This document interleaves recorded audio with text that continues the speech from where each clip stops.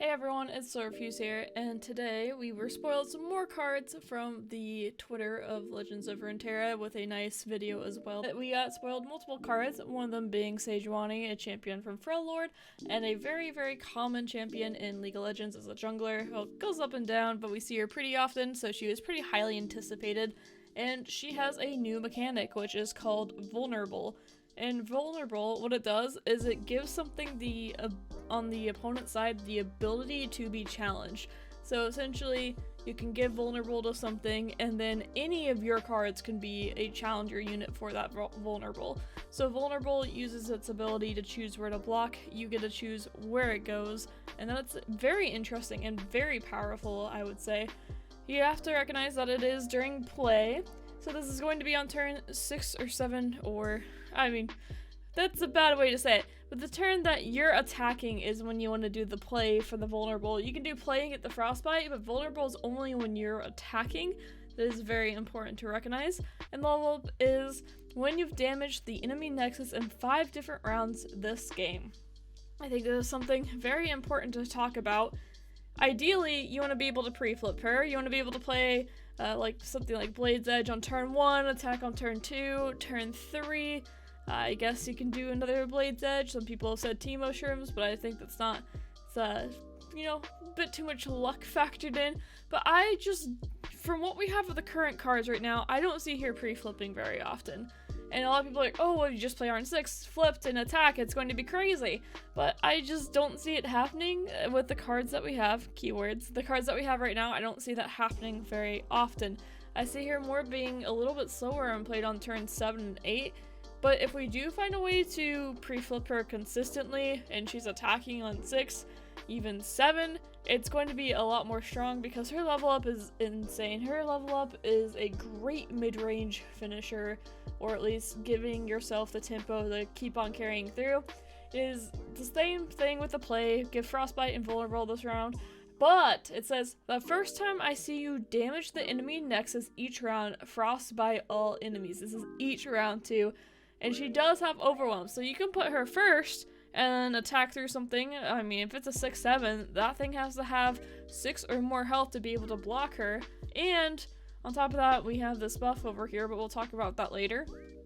So she's going to be able to do that very consistently. However, this will level up. With the current cards that we have, I don't see that happening where she's just turn 6 attacking and getting this crazy amount of value here. I really just do not see that happening that often. Of course, that can change, and I'll talk about a little bit what I expect to be paired with her after this, but Sejuani in League of Legends, her title is Fury of the North, and I think that might be her passive too, so I'm gonna strongly assume that this is her card, even though, like, I think I would have put it down here, but I'm gonna strongly assume that this is her card, and the 4/4, just to be able to make this breakthrough even more likely to happen, the overwhelm damage.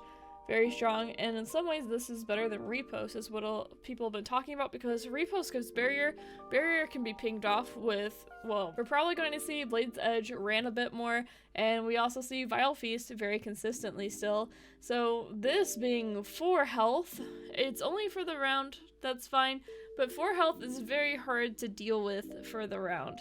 So the next one is the Ruthless Raider. It's a 2-mana 3/1 with Tough and Overwhelm, so it is able to get it does have a little bit of synergy with Sejuani with the Overwhelm, but most likely you're not going to be playing this at the same time. You definitely could. This is a card that would very much want to see buffs on it, because with the Tough and the Overwhelm, it does get a lot in. I mean, this being with it too, the Fury of the North, could be really good just for that damage that you can get from it, but I think this will probably be played a decent amount, because things that deal with it, if someone plays Grasp of the Undying to deal with your Ruthless Raider, that's not a huge deal. Vile Feast can't do much against this. But really, let's kind of move on from this one and we'll just talk about how crazy this card is. This is the real winner. Like, this is the card. This is the... Oh, wow. This card is nuts. This is a meta-defining card in every way imaginable. Deal 1 to everything. This includes Nexus, just to remind you of that. That reach can be very important. but also there's so many chump blockers in the meta right now. We have Brood Awakening, we have all these spiders, and there's so many chump blockers, and this just says no to so many of them in insane number. It also does technically synergize with the Raider because the tough is there, but wow, this card is crazy, and I think it will just define the meta in a lot of ways. I think we will see a lot less spiders, a lot less chump blocking, a lot more mid-range. You can see with these type of cards, mid-range is getting pushed.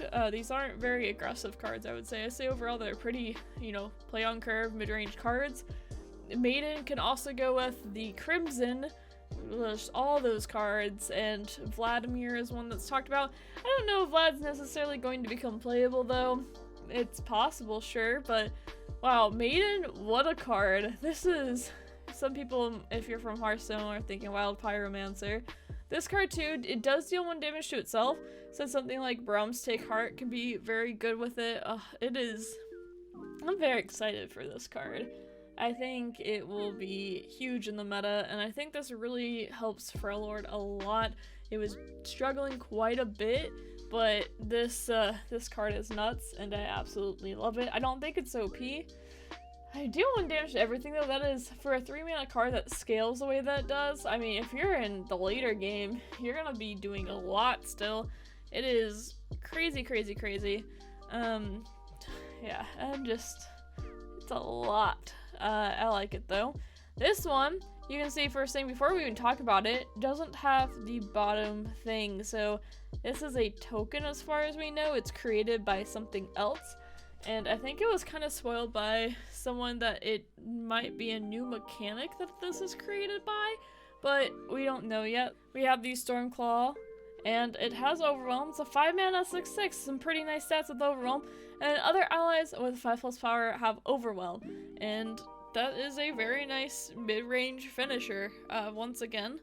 And I wanted to talk about why I've been talking about Noxus a lot with this. Like right now, Frejlord and Noxus already go together pretty well. They have a lot of things that just, like I said, they just kind of mesh, and I think that we'll keep seeing that with the Noxus and Frejlord together. It makes a lot of sense. For example, we have the Crimson that goes with the deal 1 damage to everything. This Trifarian Assessor is still a nuts card. Trifarian Assessor, I think, will only just keep getting better and better. If you don't know what that is, it is a 5-mana 4/3, draw a card for every 5+ power creature that you have. We've seen Frejlord a lot of 5+ power type cards, a lot of very, highly statted things like the 2/1 Trifarian Glory Seeker with Challenger can't block. That card is another one that synergizes well with this type of stuff, and I expect to see it. It does not synergize well, I guess, with Maiden though. And some people have also kind of talked about something Demacia, putting Chain Vest on. Chain Vest just isn't that great of a value of card though. Like, it can be alright, but it's more something that I tend to see from Karma than actually put into a deck. It's just overall kind of low value, so I don't really see that happening. I do see this getting a mix with Noxus. I'm trying to think of like what other cards you would really put with this. I'd have to think about it for a bit. I haven't really had too much time to think about this yet because I wanted to get this video out for you. Overall, I think this Ember Maiden, this is the winner. This is the card. This is the card. I mean, I wouldn't even be surprised if you had decks that splash this in, because it's at the start. It's not during combat, which is nice because then you can still run barriers and be okay. What a card. What a card. And Sejuani power level, I feel like it's very fair. I think it might not be as crazy as people think, because this has to be when you attack to get the vulnerable, which is, I think, an amazing keyword. It is a really, really strong keyword. And then also too, this is also the first time you've damaged. Like, that's after you've done this level up, which is deal damage to Nexus 5 different rounds in a game. Like I said, current cards, that's almost never going to happen. Like, it's just too wishful thinking that you're going to be able to do damage on the turns that you're not attacking consistently and deal with your opponent's board on top of that.